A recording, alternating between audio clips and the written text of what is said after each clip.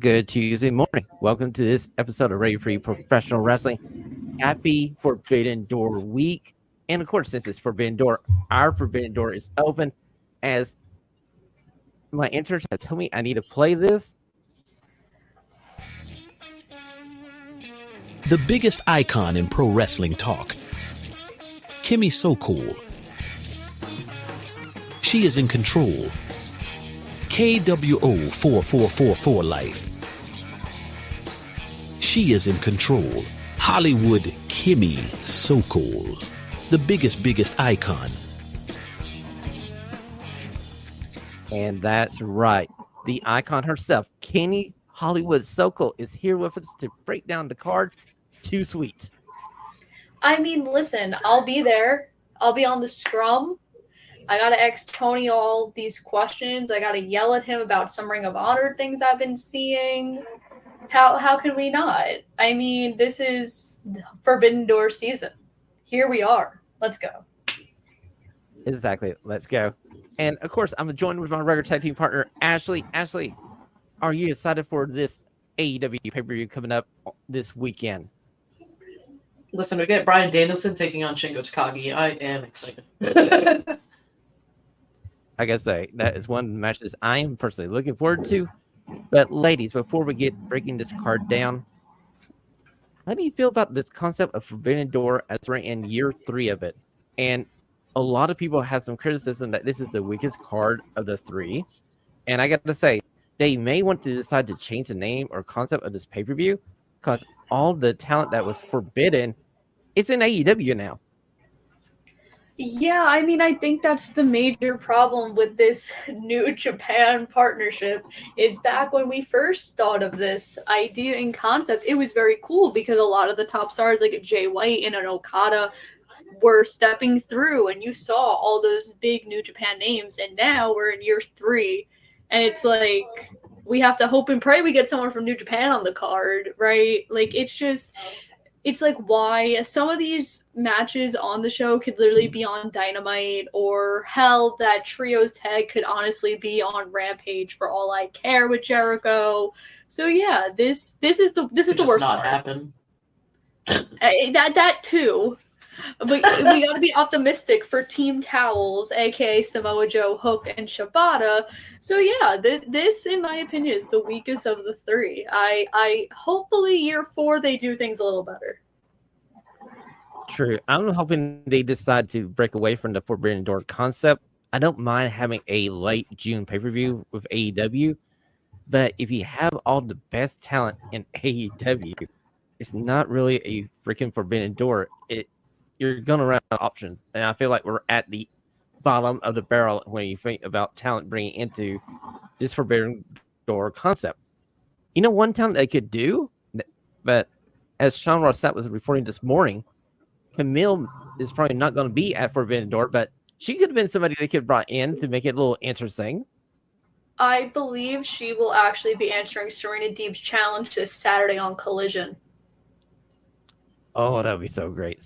Serena Deeb versus Camille. That would be, sign me up. I'm ready to go now.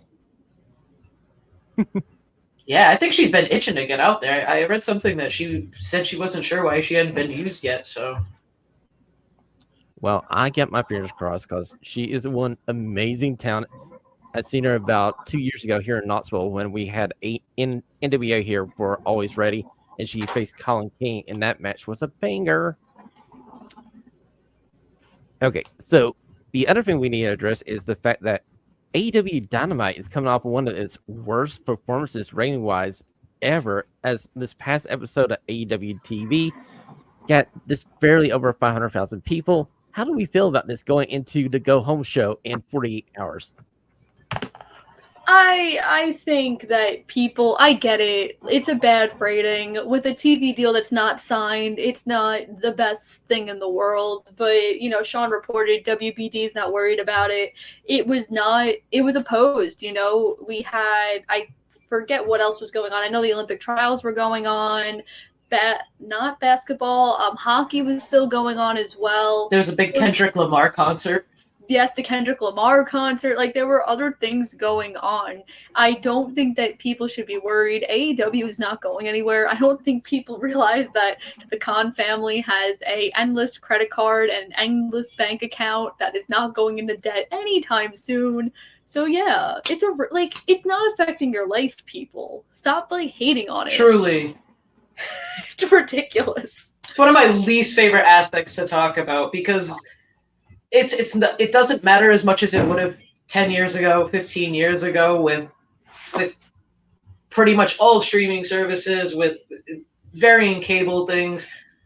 It is what it is. It is a bad rating, but I don't see why they're not going to have a regular rating this week, it's especially disappointing because I think this Dynamite was one of the best ones they've had in a while.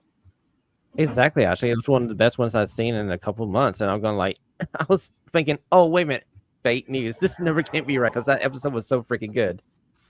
It was definitely reversed because Collision is usually our go-to show, and I thought Collision was a little on the terrible side this week. It was because it was in Pennsylvania. What good comes out of Pennsylvania besides Britt Baker? Truly, yeah, exactly. She is the saving grace of Pennsylvania. Well, I'm down here in Tennessee, so I'll take your word for it. Unless you're a listener. I used to live in Ohio, so I used to have to drive through it all the time. It's not fun. Well, let's get the show on the road here as Kimmy Sokol is the returning defending champion, the pick contest champion of the world. So, of course, you get two choices. Do you want to control the match layout, or do you want to control how we pick the matches? Oh, we're controlling the match layout here. Let me just put it up. But I think I want to start with the TNT ladder match because we have a TBD. And there's people that TBD can be. Very, very true. Like the TNT ladder match, we have one person to be determined. Our selections so far are Katasha, Mark Briscoe, Jack Perry, Dante Martin, Leo Rush, and to be determined. So I got a special rule here for you. You can pick who you think could be TBA and get 1 point extra on top of picking somebody to win this match. Oh, okay. So as far as I won't focus on the TBD. I'll focus on the match itself. So I'm a little confused why our Ring of Honor World Heavyweight Champion's in this match because man has not. I mean, he's on the tapings this week, so I can't really complain. But man hasn't been on Ring of Honor TV since April. It is June, I was gonna say right? At all. I need an explanation as to why they decided to put Mark Briscoe in here, where there were plenty of other people they could have put in this match. Daniel Garcia is not on this card, and it's annoying me. So it is a travesty. It is a travesty. I am harmed. If Daniel was in this match and he would have won, I would have talked him on the scrum for a second time. He would have said my name. I am getting personally screwed here because of Tony Khan. This is ridiculous. Anyway, as far as my TBD, I'm going to assume it is someone from CMLL. I don't really know who, because I'm not really familiar with CMLL, but I feel like we have every other company in this match, but someone from CMLL. So I'm just going to say someone from CMLL is going to be the TBD. But my winner is the Scapegoat himself because he's the only person within the EVP faction without a title. So I think Jack Perry will be winning the TNT title. Okay, Ashley, make your selection and I'll go last. Yeah, I'm in agreement with Kimmy. I think this is crowning Jack Perry with extra steps. We were just going to hand him the title a few weeks ago, and it seems like it's kind of written on the wall that he could be the champion next. As far as who comes in for the TBD, for this one, I'm not sure. I would love for it to be Daniel Garcia, but I know it won't be.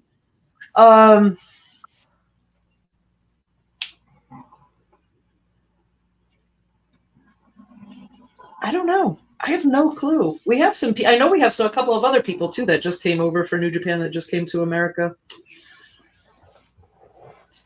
I don't know. I think it might be New Japan. I think we might just go with another New Japan talent.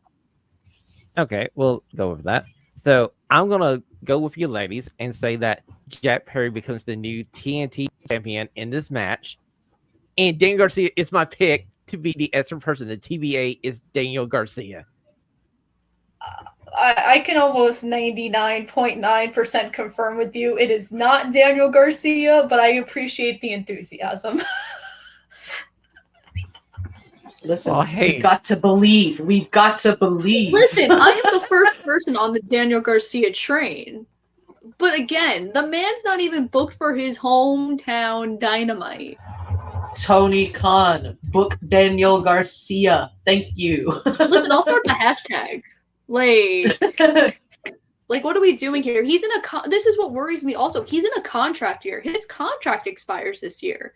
Like, what if he doesn't re-sign because of the lack of usage? Think right, Cody. and he gets one of the best reactions. He, especially like with this face character, the crowd is so invested in him. Like, pull the trigger. I just got his figure today. I was so hyped.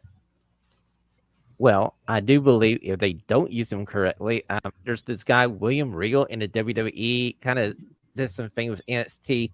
I'm pretty sure he has a open door there. Pardon the pun. So, I don't know, did you know that they actually had a name trademarked for him before he signed with AEW? No, he was I didn't supposed know to be that. Dante. He was supposed to be Dante Rijos. He did a couple tapings with them on 205 Live, and he was originally supposed to be in Diamond Mine. Wow. Source. I think I saw a screenshot of that. Like, somebody had put that up and was like, this was DG before he went to AEW. Yeah, it was like right before, because I remember when I worked with him the first time, he was telling me about this, and I was like, so you really almost went the other way? What? Crazy. Okay, champ. What's your next pick? I think we have to stay on the championship train. We're going to go for the title match between Mercedes Moné and Stephanie Vacour. Okay, champion. We have Mercedes Moné, our TBS champion, versus the New Japan Strong champion, Stephanie Vacour. Me and Ashley have been on the Stephanie Vacour train because we've seen her 3 or 4 times. She's a freaking amazing wrestler.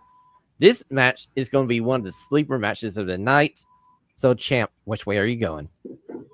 I agree. I do not like that they made this title for title because I feel like one of the underlying problems with the Forbidden Door concept is that every AEW talent wins. Like, I don't even think that we could sit here and name like a match where like the New Japan talent or the CMLL talent has won at Forbidden Door. So, like, to me, this is so obvious that Mercedes is going to win and get back her title. But I would have loved Stephanie to win. I think that would have been a huge, like, thing for her. But because it's title for title, you can't have Mercedes lose because she just won the TBS title. So Mercedes is going to win. But I feel like by making this title for title, it was a little bit more obvious than I think people would have liked. How do you feel about it, Ashley? I agree with that. As soon as they announced it title for title, I was like, well, we're getting double champ CEO. That's what's happening.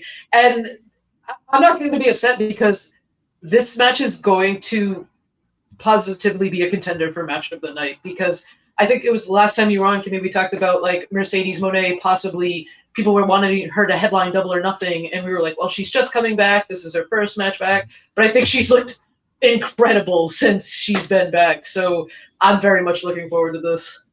Yeah, she proved me wrong. I went on a 4-minute rant on another podcast as to why Mercedes should not main event Double or Nothing, and everyone just looked at me, and I'm like, but I'm telling the truth. And they're like, oh my god, Kimmy, you were right. No kidding. Well, I'm going to make it a trifecta here. I'm going with Mercedes Moné to win this match. Like you, Kimmy, I wish this was title for title. I wish it was just a non-title match.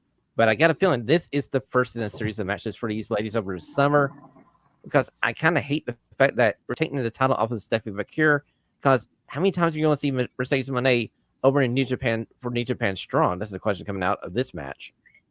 I think I recently just saw, it was floating on Twitter today, like she recently renewed her Japan visa.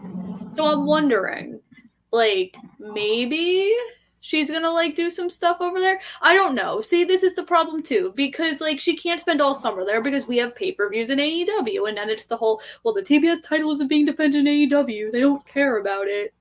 See how many problems Tony Khan is causing. Okay, champ. As you're going on this rant, let's go to your third pick. Let's go with the other women's title match, Tony Storm, for the custody of Mariah May. Tony, we're going. Mariah May on so a we pole match. Vince Russo is somewhere smiling. Vince Russo, you son of a bitch. Listen, I've been watching Who Killed WCW. I write reviews every week on the Pop Break. Great series. I wasn't alive when WWE bought WCW. It's just so good.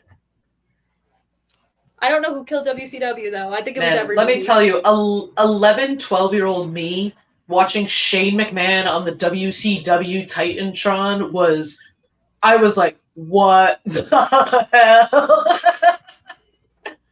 It's like, what are you doing over there? Yeah. So this match. Go ahead, Jeff. So, I think this is where we're going to get the Mariah turn. I think Tony will be winning, but I think Mina's going to be like upset and Mariah's going to be comforting her. And then Tony's going to be like, you have to pick one. And then Mariah's going to push her. This is going to lead to Mariah winning the Owen. It's going to set up Toni Storm versus Mariah May at All In, and Mariah May taking the title off of Toni Storm. Very good logic there, Kimmy. Now, Ashley, do you want to make the pick next, or you want me to make the pick? Good. Okay, so I'm going to follow with Kimmy's thought here and her logic. I'm thinking Toni Storm to win this match, but I don't think we're going to pull the turn just yet. I think in this match, you're going to see a kind of torn Mariah May. And I feel like maybe during the match, the three ladies get into some kind of altercation and Mariah May gets knocked out. And maybe Toni Storm doesn't take care of her. She slides back in the ring to get the pin. And this causes the breakup of Toni Storm and Mariah May down the road. And I do believe, Kimmy, you're right. Mariah May should win the Women's Own tournament and have that match in London against Toni Storm. Because, we don't know where Jamie Hayter is. She's on a milk carton somewhere out there somewhere. We do want her So back, is Britt Baker. I think they're on, match. The Killer and the Pillar, where are they? I don't know. It's my most asked question within the last 2 months, and I've told every single person I don't know. Ask someone else. I'm trying. Ashley, what is your pick for this match? I'm in 100% agreement. I can't see Mina Shirakawa winning this title. But I will say this is probably one of my favorite AEW women's storylines that they've done over the entirety of the company so far. This is one of the best storylines in the last couple of months. And I feel like this is a very well-told story. And some weeks it's the best story on AEW TV and it's driving the show. So, champ, where are we going next? Zack Sabre Jr. versus Orange Cassidy in, I guess, a specialty match, I guess. Sure. Orange Cassidy is gonna win, because why not? This is my problem, yet again, right? Like I said, the New Japan people never win. Never win. Why are we having this match? I know Zack called Orange out, but, just why? You should have put Zack in the ladder match. I feel like it would have meant more. This match means nothing. This is, Orange is still really in his feud with Trent and the Don Callis family. That's what's going to happen at, All In. They're going to have, some multi-man match. And then Zack's going to go back to Japan. I'm done with AEW doing matches for nothing. And continue to be one of the best uncrowned wrestlers on the planet. I agree. Again, this match means nothing. Even if Zack wins, what does it prove? It's not going to lead to anything. It's not going to lead to a second match. Zack's going to go back to Japan or England or somewhere else. I'm done with AEW doing matches for no reason. This is a match for no reason. So, Ashley, do you want to make the pick or you want me to make the pick next? I'll go. I want Zack Sabre Jr. to win, but like Kimmy said, It just doesn't usually happen, so I'm just gonna go with Orange Cassidy. But TMDK is probably currently my favorite stable, so we should have him win. I'll tell Tony Khan. I'll call him. Thank you. well, you two ladies are going to be wrong because Zack Sabre Jr. is going to win this match. He's going to go back to Japan. He's going to win the G1. And he's going to head off to the Tokyo Dome. And yes, I have to do this because I still do a little radio show with David Brightly, so I got to keep my former partner happy. I'm taking Zack Sabre Jr. Also, I need to finally get some points away from you guys so I can not be 0 for 2024.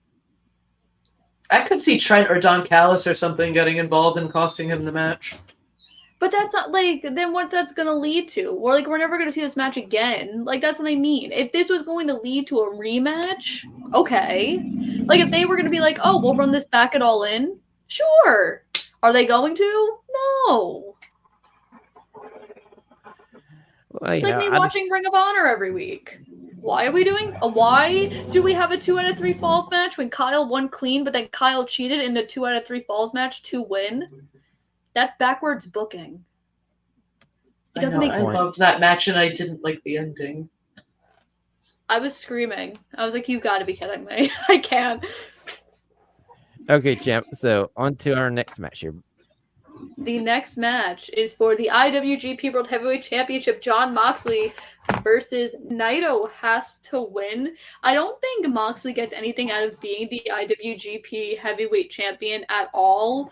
I think it hurts New Japan because Moxley's not getting booked in AEW because of it, because you can't have him lose, right? It's probably the reason why Moxley honestly was not even in the Owen, because if Moxley was in the Owen as champion for New Japan, he'd have to win. So Moxley's not really getting anything out of this. And I feel like New Japan needs a champion that's going to be there. Naito lives there. Naito's going to be there. So I think we're crowning an Ennu. Okay, so I'm going to agree with Kimmy. I feel like Naito's going to win the title here to take it back to New Japan Pro Wrestling because I feel like they have been missing their top-level title being on their last couple of pay-per-views. So I'm going to take Naito for the win. Ashley, are you going to follow us? Or are you going to make it a trifecta? I think Moxley's gonna hang on to it. I don't see him winning it back yet. I've been thinking. I think Tetsuya Naito absolutely should win, and for those reasons, because I truly do think New Japan shows are kind of suffering without the attraction of the champion being there. And as much as Jon Moxley loves New Japan Pro Wrestling, we spoke about it when he won the title. If he wants to be the champion for them, that's great, but he has to be willing to make a commitment to go over there and be their champion, and that's kind of not what we're getting. I feel like with the talk of New Japan wanting to strengthen their relationship and everything, I think for now it stays on Jon Moxley until somebody like Shota Umino beats him possibly in a rematch. I can see that logic, Ashley. I can see them having Moxley be the champion up to the finals of the G1, and on that G1 final card, he can lose the title then, and then come back to AEW. Then we have the titles in the correct place. I would absolutely love to see him take on Zack Sabre Jr. for the title and have Zack Sabre Jr. win it. Do that for me. Exactly. So Zack doesn't need to win the G1. He can still win the title off of Moxley. So, champ, where are we going next? So this is very weird because this match has never been announced on AEW, but Jeff Cobb is defending his World TV title. But AEW is yet to make mention of this. But it's on every official match card, so I don't know. What a beast that dude is. Okay, so here's the deal about this. I'm going to give you 2 points here. You get a point for guessing who Cobb's opponent is, and then we'll give you a point for picking who wins the match if it happens. So Cobb is obviously winning. He's not losing his title on this show. I 100% believe it is going to be someone already signed with AEW. You could put Daniel here, to be honest. Again, it won't be. I'll just cry in the corner. You could put Penta in this spot. You could put Claudio in this spot. You could put Pac in this spot. You could put anyone from AEW here. If Hobbs wasn't injured, I probably would have picked Hobbs. You know, I'll take a gander. Let's do TV title versus TV title. Let's put Kyle Fletcher in this. Do Kyle Fletcher versus Jeff Cobb, with Jeff Cobb winning. That'd be a fun match. I could get behind that. So, Ashley, do you want to make your selection? Well, she threw out the name there, and just because I heard it and want to see it now, Claudio. Claudio versus Jeff Cobb would be beast, and I would still pick Jeff Cobb to win. Like Kimmy said, I don't see Jeff Cobb losing his title at this, especially if they're not even bothering to really announce it or make mention of it at all. So I don't see him losing the belt. But going out there and having a 10-15 minute match with Claudio could really be fun. And remember, Claudio debuted on this show 2 years ago or 3 years ago. This is the show where Claudio debuted, so I wouldn't count Claudio out. I just want to see Kyle, because if my Ring of Honor TV champion can be fluctuated on Ring of Honor TV, let's put him on the pay-per-view. Yeah, he's been killing it everywhere. Yes, he has. He's a wonderful human. I worked with him last month. Love that guy. Okay, so I'm going to take Calls for the Victory, and I'm going to take Wheeler Yuta as the person that comes out to enter the challenge. Ooh, okay. The only reason I feel like Wheeler Yuta is on this week's Ring of Honor tapings in Pennsylvania, and I've openly said the only reason that they used him is because they were in Pennsylvania, and that's where he's from. And that's why they remembered they had a pure division. See, Tony Khan, you can book people in their hometown. Daniel. I can't. Did you see they tweet out this whole vignette of Daniel today? And I'm like, where's the match at though? Did it get lost in the mail? I don't understand. Okay, Chip. So where are we going next? The hometown boy making his return to Long Island. I don't know how to say the other guy's name though, so I need someone else to say it for me. Okay, so we got MJF versus Tetraseto, and Kimmy, Champ. Are you going with your fellow New Yorker here, or are you going to turn heel on the whole state of New York? No, MJF's got to win. This is another match that, honestly, I was having a conversation with a couple people about this today. This match, honestly, doesn't need to happen. The only reason they're doing this is for MJF to have a match in his hometown. I go back to the promo he cut a couple weeks ago where he was promoting Forbidden Door, and he was like, I'm going to wrestle someone random from New Japan or CMLL. And guess what they did? They had him wrestle someone random from CMLL, just like he predicted in his promo. And I feel like that just diminishes, that to me diminishes the whole point of this pay-per-view, is him saying, I'm going to face somebody random. They could have built it. You could have had Zack Sabre Jr. versus MJF. That would have been interesting-ish. I felt like you could have... Right, or just have MJF do a quick little promo like he did for Roosh the other day, because Roosh is somebody that we don't get to see that often, and when we do, he's not really in any major storylines. But MJF was I know who you are. You were in Mexico. You were one of the top luchador. He put Roosh way over. Just have him do something like that. He's MJF. We're gonna listen when he speaks. I originally thought, because I believe Garcia called him out, not MJF, the other guy. He called him out. I thought this was going to be Daniel's match, and of course I can't have nice things, yada yada, whatever. But yeah, MJF is going to win, and this match, if not the ladder match, is going to open the show. I do believe it. I got a feeling that it's going to be probably the ladder match, but this could be the second match that could open the show and get everybody off to a good start on this pay-per-view. I'm going to take the salt of the earth, MJF, to have the victory here. And Ashley, are you going to make it a trifecta? Yeah, I am so excited to see MJF back, and I am so I know this match doesn't need to happen, but I've been nothing but impressed every time Hechicero has appeared in AEW, and even when I watched him in CML when I got the subscription after they started kind of working together and everything. I think he's fantastic. He's one of the smoothest wrestlers I've ever seen for as big as he is. So, and I think MJF can wrestle any style. So I'm kind of excited for this exhibition. So, champ, where are we going next? We are going to the opening of the Owen Hart tournament. Dragon versus Dragon. Brian versus Shingo. Again, Brian's obvious. Like, I don't mind the match because I believe this is a dream match Brian's wanted, but it's so obvious of who's winning. Shingo's not winning. It's Brian. Like, I just it gets me so mad. Like, I don't know. Like, it's gonna be a good match, but storyline wise, it's like I want things to not be obvious. This is obvious. Very true. Now, granted, Danielson has been doing a good job of putting people over on his final year tour, but Kimmy, I'm with you. I feel like in the Owen. not This in is the Owen. different.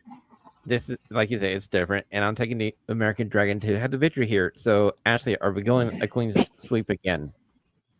Yes, and listen, I tweeted something like you can put the belt on Bryan Danielson and do like a reverse screw job. I know he doesn't want it, but he's like the best wrestler ever, and he needs to be a champion at some point. Like, just be like, yeah, Brian, you're going to the finals. Or, yeah, you're gonna go to the title match, and then just completely surprise him by having him win.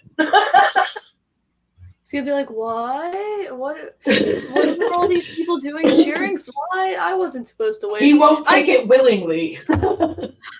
Like, yeah, like, I don't mind it, especially because last year, like, Punk's match in the Owen was on Forbidden Door.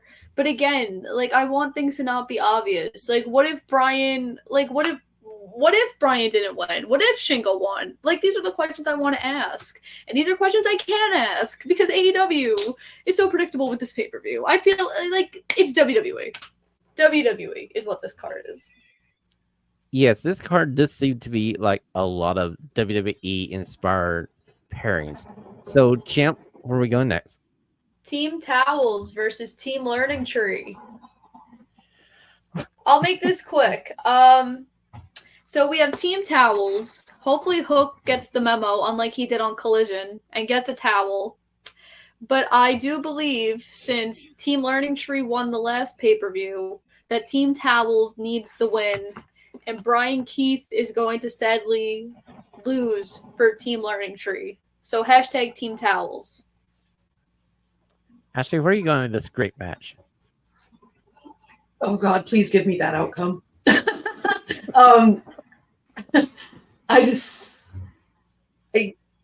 did we sneak this onto this card? I don't know. I mean, people can say what they want about the rest of the card being predictable or whatever, but this is just getting to be too much for me. I want to like Big Bill, and I want to love Brian Keith, and I think they're very funny in what they're doing right now, but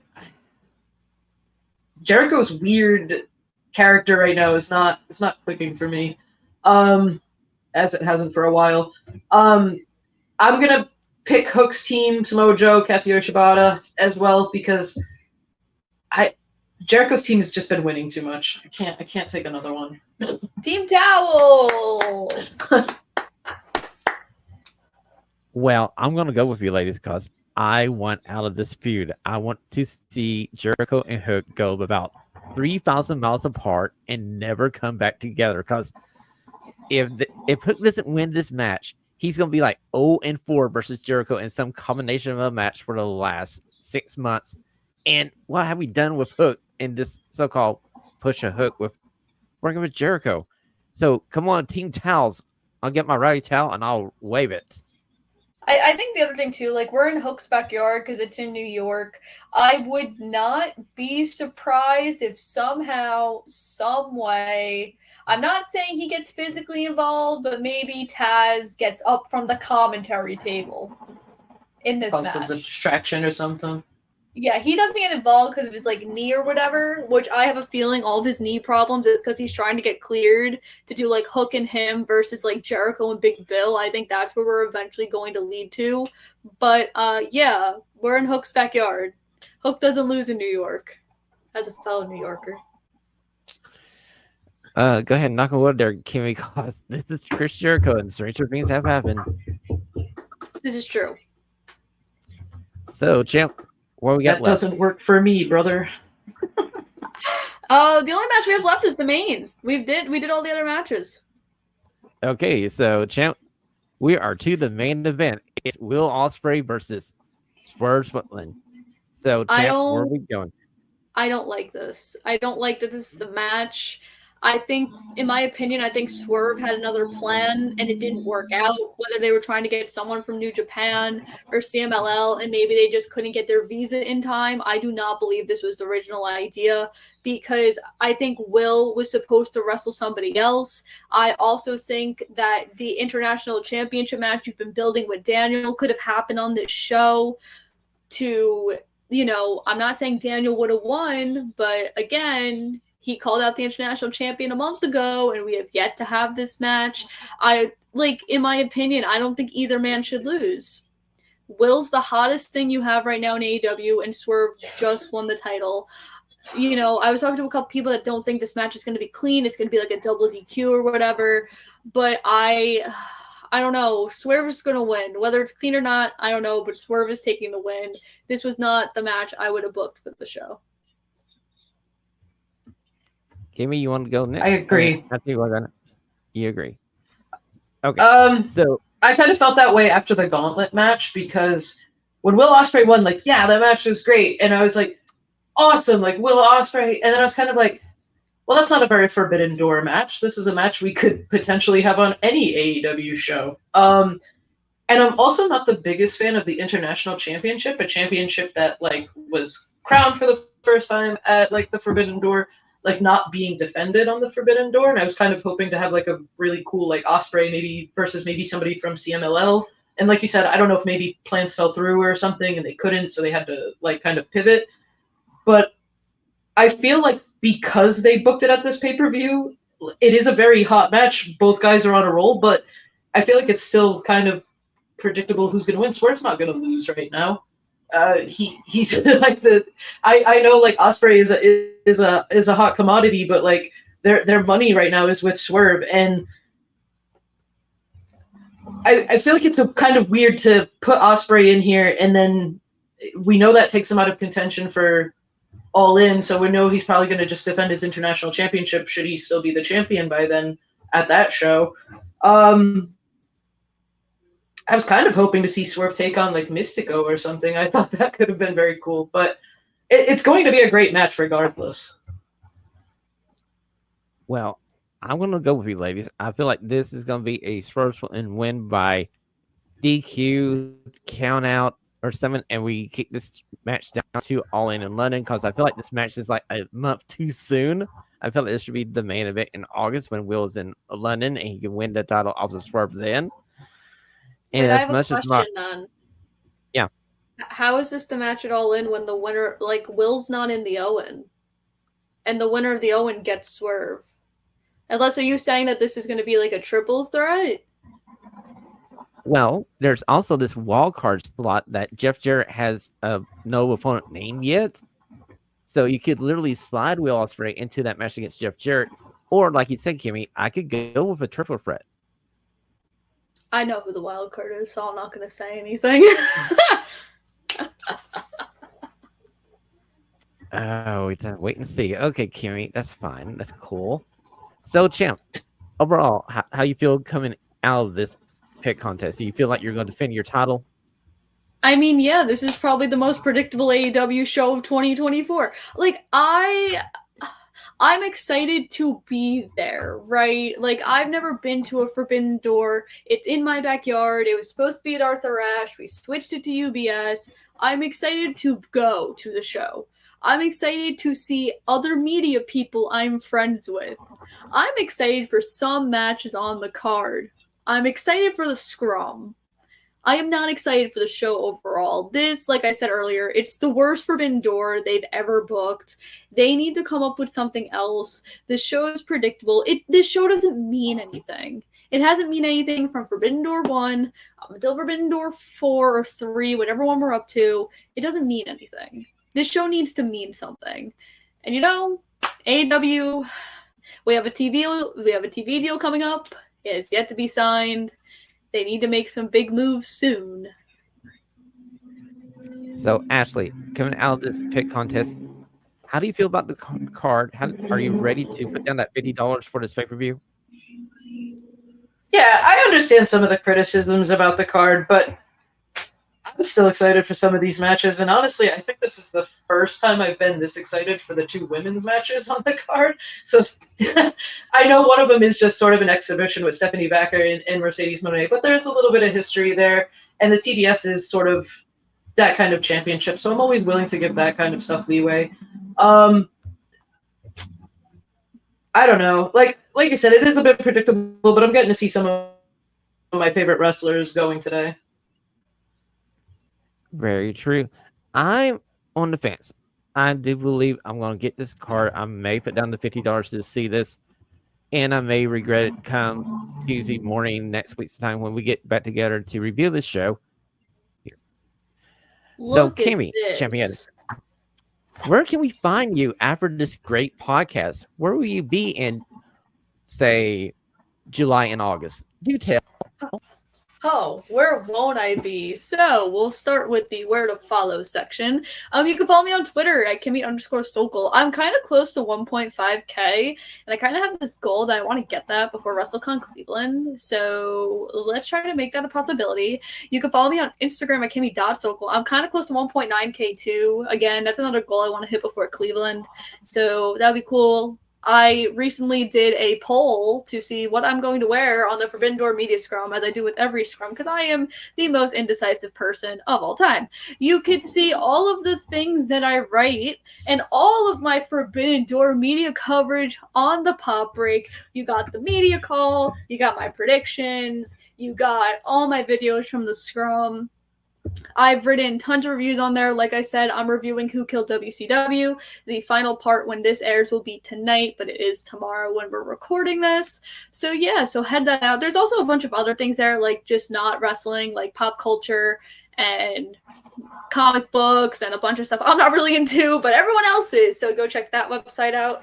In terms of my conventions, you could see me and my bestie pal Mick Foley at Contropolis in New Jersey. Go to contropolisnewjersey.com to get your tickets. We'll be there both days. Super hyped. I just spent a weekend with Mick Foley and I get to do it again. And then probably one of the biggest events in Cleveland besides SummerSlam is WrestleCon Cleveland. If you were going to Cleveland and you were looking for something to do before SummerSlam, before Friday Night SmackDown, this is the event for you. It is literally like a block and a half away from where WWE World is going to be. I kid you not. Sting, Trish, Tori, Haku, and so many more people are at this show. The Garcia twins are going to be there. It's just go to WrestleCon.com. Buy your tickets. Again, if you're looking for something to do, Cleveland apparently has nothing to do. You are going to be bored. Let us entertain you before you go to WWE. So go to WrestleCon.com. I'll be there. And that's important. And that's the best part. Exactly. But thanks for having me. I have such a good time on this show. Very hyped. Well, we always love having you on here, Kimmy. But before we leave, let's give our regular host the spotlight as I flip her over. So, Ashley, where can we find you on the super information super highway? Mostly on Twitter. It's at Groovy_Ash, but with my other socials there, I have Blue Sky, Instagram, even Threads. Just pretty much anything, and those are all on my Twitter as well. If you want to like copy them or whatever. And you can always follow the show on Twitter at RadioFreePW. You can go to www.radiofreepw.com to catch up on the latest episodes, and of course, you can follow the amazing host Sean, myself, at RPW Sean, and tell me how wrong my picks are, because that's what's going to happen. Because we know this is a pick contest. So until we see you next time. Stay stunning.